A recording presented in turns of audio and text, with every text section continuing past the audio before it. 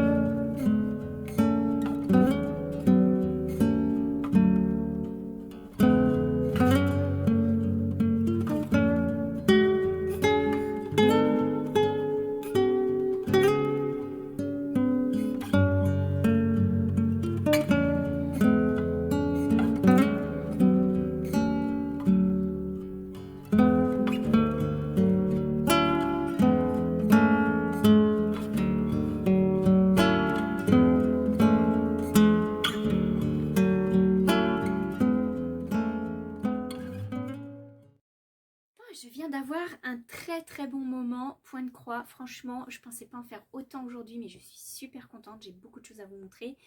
J'ai avancé, donc j'ai commencé le sale de Fabienne, de Un Petit Fil, et j'ai fait le premier cadre. C'est tellement fin, j'adore, c'est trop joli. Donc je suis contente parce que j'ai fait le premier cadre et je vais vous dire, ça va quand même assez vite. Du coup, je vais continuer dans ma lancée, vraiment, je vais garder près de la table de bureau. Et franchement, ça rend très bien avec le blanc sur cette toile. Je sais plus ce que c'est comme couleur.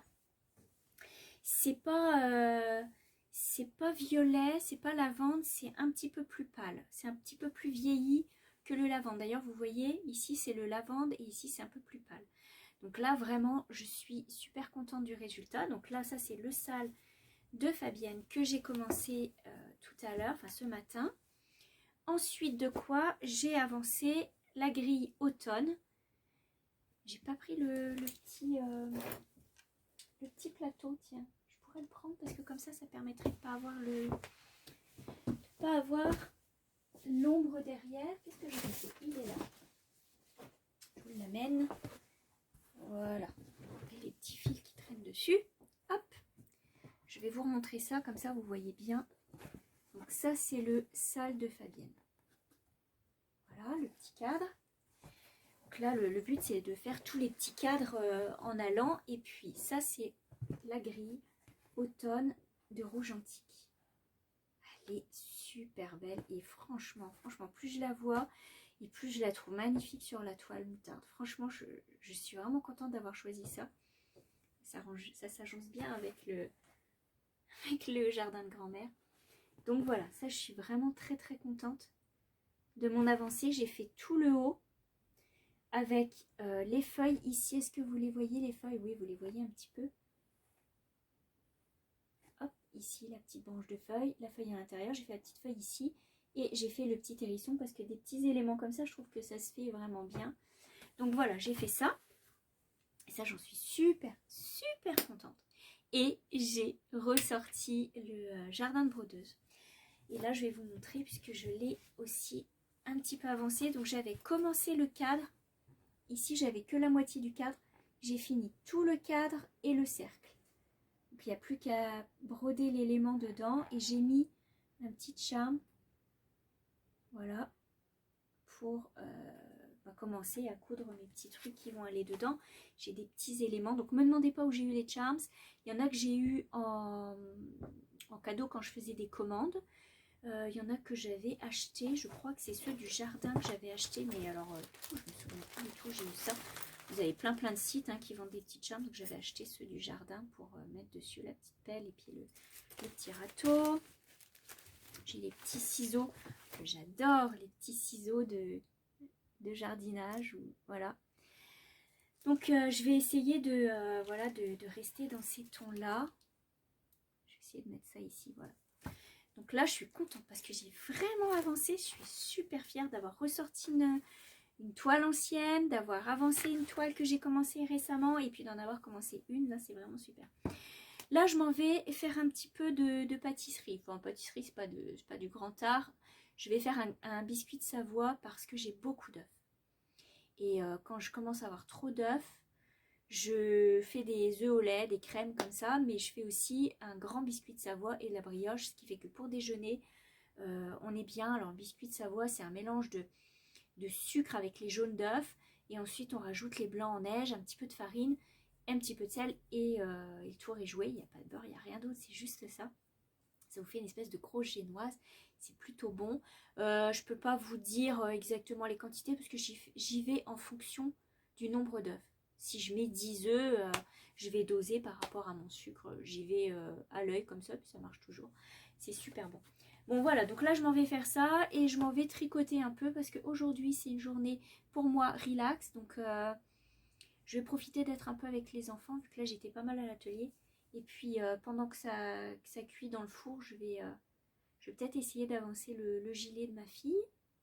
Voilà, voilà. Et on verra ce que je serai capable de faire. Si je reviens, je vous dis donc à tantôt. Mais sinon, je vous dis à demain.